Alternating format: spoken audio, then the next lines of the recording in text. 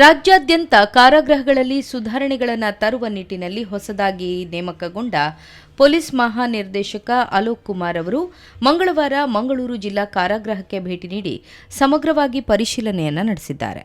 ಈ ವೇಳೆ ಮಾಧ್ಯಮಗಳೊಂದಿಗೆ ಮಾತನಾಡಿದ ಅಲೋಕ್ ಕುಮಾರ್, ರಾಜ್ಯದ ಎಲ್ಲಾ ಜೈಲುಗಳನ್ನು ಹಂತ ಹಂತವಾಗಿ ಪರಿಶೀಲಿಸಲಾಗುವುದು ಎಂದಿದ್ದಾರೆ. ಮಂಗಳೂರು ಜೈಲು ಸೂಕ್ಷ್ಮ ಪ್ರದೇಶದಲ್ಲಿದೆ ಮತ್ತು ಆದ್ದರಿಂದ ಅದರ ಭದ್ರತಾ ವ್ಯವಸ್ಥೆಗಳಿಗೆ ವಿಶೇಷ ಆದ್ಯತೆ ನೀಡಲಾಗಿದೆ ಎಂದರು. ಜೈಲಿನೊಳಗೆ ಶಿಸ್ತು ಉಲ್ಲಂಘಿಸುವ ಮತ್ತು ಗಲಭೆಯಲ್ಲಿ ತೊಡಗಿರುವ ಕೈದಿಗಳನ್ನು ಈಗಾಗಲೇ ಗುರುತಿಸಿ ಇತರ ಜಿಲ್ಲೆಗಳ ಜೈಲುಗಳಿಗೆ ಸ್ಥಳಾಂತರಿಸಲಾಗಿದೆ. ಜೈಲಿನೊಳಗೆ ಮೊಬೈಲ್ ಫೋನ್ಗಳನ್ನು ಹೇಗೆ ಪೂರೈಸಲಾಗುತ್ತಿದೆ ಎಂಬುದರ ಕುರಿತು ವಿವರವಾದ ತನಿಖೆ ನಡೆಸಿ ಕಠಿಣ ಕ್ರಮ ಕೈಗೊಳ್ಳಲಾಗುವುದು ಎಂದು ಡಿಜಿಪಿ ತಿಳಿಸಿದರು. ಮೊಬೈಲ್ ಜಾಮರ್ಗಳ ಸಮಸ್ಯೆಗಳ ಕುರಿತು ದೂರುಗಳನ್ನು ಉಲ್ಲೇಖಿಸಿದ ಅವರು, ಸಮಸ್ಯೆಯನ್ನು ಪರಿಹರಿಸಲು ಮತ್ತು ಆಧುನಿಕ ತಂತ್ರಜ್ಞಾನವನ್ನು ಬಳಸಿಕೊಂಡು ಸುಧಾರಣೆಗಳನ್ನು ತರುವ ನಿಟ್ಟಿನಲ್ಲಿ ಶೀಘ್ರದಲ್ಲೇ ಸಭೆ ನಡೆಸಲಾಗುವುದು ಎಂದರು.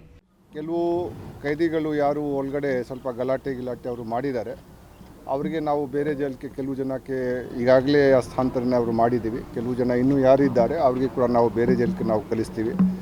ಯಾರು ತಮ್ಮ ದುಡ್ಡಿನ ಕೊರತೆ ಅಥವಾ ಬೇರೆ ಸಮಸ್ಯೆ ಸಲುವಾಗಿ ಜೈಲು ಒಳಗಡೆ ಇದ್ದಾರೆ ಅವರಿಗೆ ಜೈಲು ಹೊರಗಡೆ ಬರೋಕ್ಕೆ ನಾವು ಡಿಸ್ಟ್ರಿಕ್ಟ್ ಲೀಗಲ್ ಸರ್ವಿಸಸ್ ಅಥಾರಿಟಿ ಏನಿದೆ ಅವರಿಗೆ ನಾವು ಸಂಪರ್ಕಿಸಿ ಅವರಿಗೆ ಹೊರಗಡೆ ಮಾಡೋಕ್ಕೆ ನಾವು ಅವ್ರ ಪ್ರಯತ್ನ ನಾವು ಅದು ಮಾಡ್ತೀವಿ.